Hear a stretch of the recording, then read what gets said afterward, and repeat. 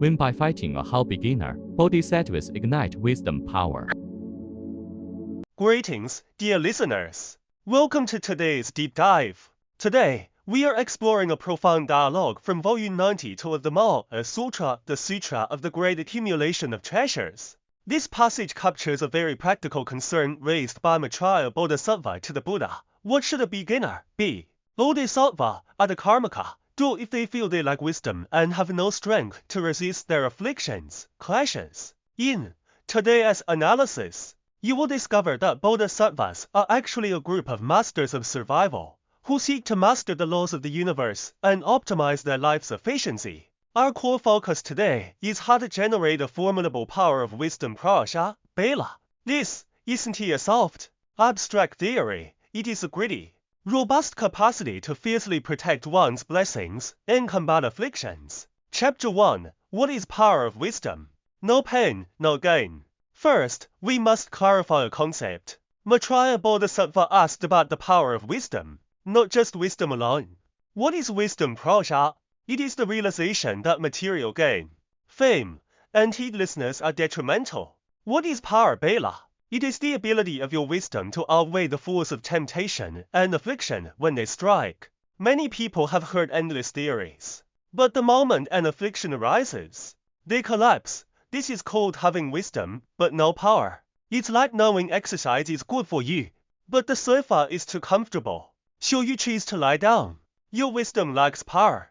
The master explains this using the 4 foundations of mindfulness from the 37 aids to enlightenment. Contemplating feeling as suffering for a bodhisattva.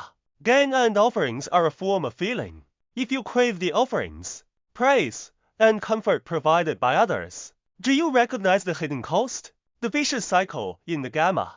This is called the cluster of bad fruit axis. The more you crave gain, the more your blessings punya diminish. The fewer blessings you have, the more you crave. Eventually, far from helping others, you will struggle even to survive. True wisdom power means that when you precisely understand that an action will deplete your blessings and damage your wisdom, you are willing to fight with your life, to guard your goals, and never compromise. This is what the master means by no pain, no gain, or more literally, you must struggle to win.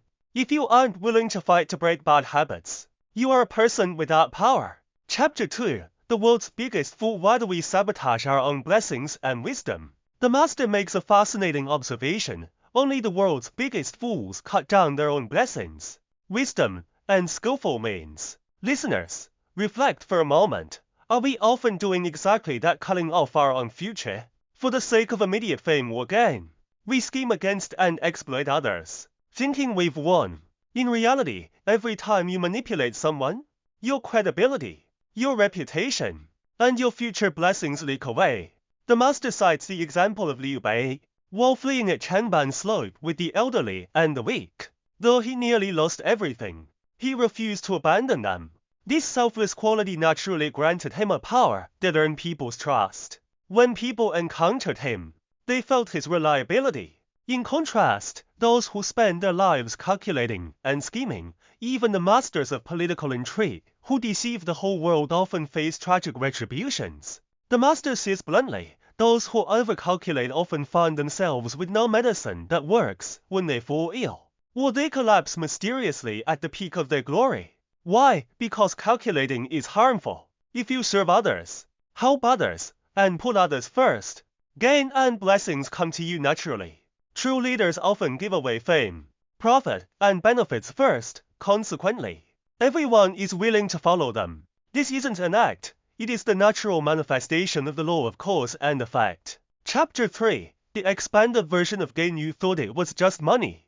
Beginners often think, I don't crave money or fame, so I don't have an issue with gain and offerings. Right, the master provides an expanded version of the definition of gain found in the Maha Sutra that might make many feel uneasy. The Buddha told Maitreya Bodhisattva that besides wealth and reputation, the following behaviors are faults of gain that should be avoided.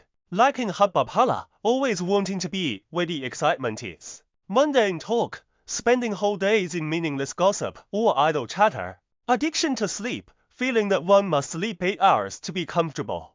Busy work, being preoccupied with worldly chores, hiking, traveling, dancing, swimming, calling it leisure when it is actually heedlessness, delighting in idle theories, prapanka, indulging in meaningless arguments or games.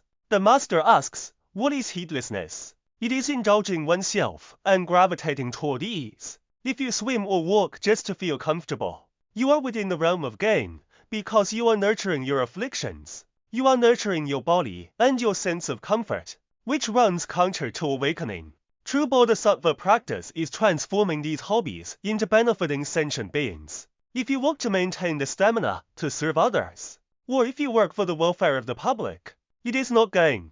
But the master points out sharply, if you can't even get past the hurdle of craving comfort, then talking about compassion, joy, and equanimity is just a lie. Chapter 4. Committed, but not completed, the Bodhisattva's safety net. Hearing this, you might think, this is too hard.